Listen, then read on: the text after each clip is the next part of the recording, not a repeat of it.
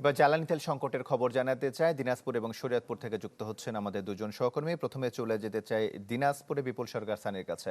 সানি, তোমার দাম বৃদ্ধির পরও দিনাজপুরে কিন্তু পেট্রোল, অকটেন, ডিজেলের যে সংকট সেটি কিন্তু কাটেনি।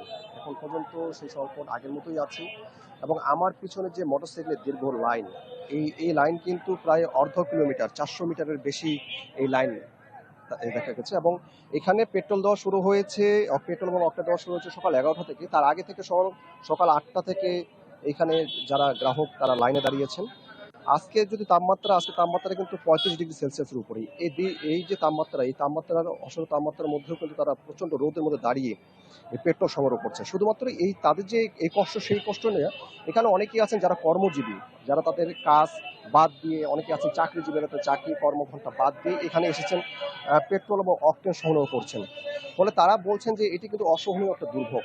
পেট্রোল অকটেনের যে ধরনের সংকটটা এখানে রয়েছে, তারা বলছেন যে এইভাবে যদি চলতেই থাকে তাহলে কিন্তু তাদেরকে একটা সমস্যায় পড়ে যেতে হবে। এবং অনেকেই রয়েছেন যারা তাদের রুটি রুজির বিষয়টি এর সাথে জড়িত আছে। তারা বলছেন যে এইভাবে হলে তাছাড়া অনেকেই চাকরি হারাতে হবে। আর এই পেট্রোল পাম্পে যারা মালিক রয়েছেন, কর্মচারী রয়েছেন, সংশ্লিষ্ট যারা রয়েছেন, তাদের সাথে আমরা কথা বলেছি।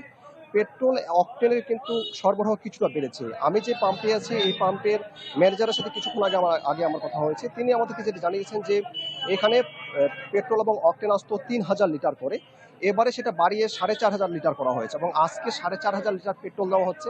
আগামীকালকে আবারও 4500 লিটার অকটেন দেওয়া হবে। একই সাথে যে ডিজেলের সরবরাহ, সেই ডিজেলের সরবরাহটাও বৃদ্ধি করা হবে। এটি ডিপো থেকে তাদেরকে অবহিত করা হয়েছে। তমাল।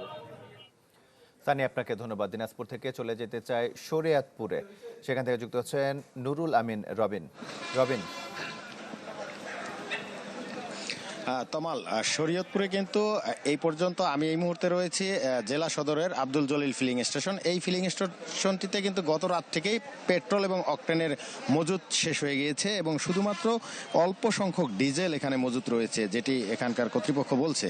যার কারণে যেহেতু ডিজেলের পরিমাণও এই মুহূর্তে তাদের মজুত 3500 লিটারের আশেপাশে রয়েছে, যার কারণে অন্যান্য যে সকল যানবাহন রয়েছে, ট্রাক, বাস, এইগুলির তেল সরবরাহ তারা বন্ধ করে দিয়েছে। শুধুমাত্র জরুরি ভিত্তিতে আমরা যেটি দেখতে পাচ্ছি, কৃষকদের বিভিন্ন ক্যানে করে বা গ্যালনে করে ডিজেল সরবরাহ করা হচ্ছে এবং এখানে কিন্তু প্রচুর সংখ্যক কৃষকের উপস্থিতি আমরা দেখতে পাচ্ছি। দূর দূরান্ত থেকে তারা এসেছেন এবং তারা তাদের প্রয়োজন অনুযায়ী ডিজেল এখান থেকে সংগ্রহ করছেন। যদিও এখানকার পাম্প কর্তৃপক্ষ এখানে প্রতি জনকে 10 লিটারের বেশি ডিজেল দিচ্ছে না, 10 লিটার করে ডিজেল দিচ্ছে শেষ পাম্প পরিচালনা করার জন্য।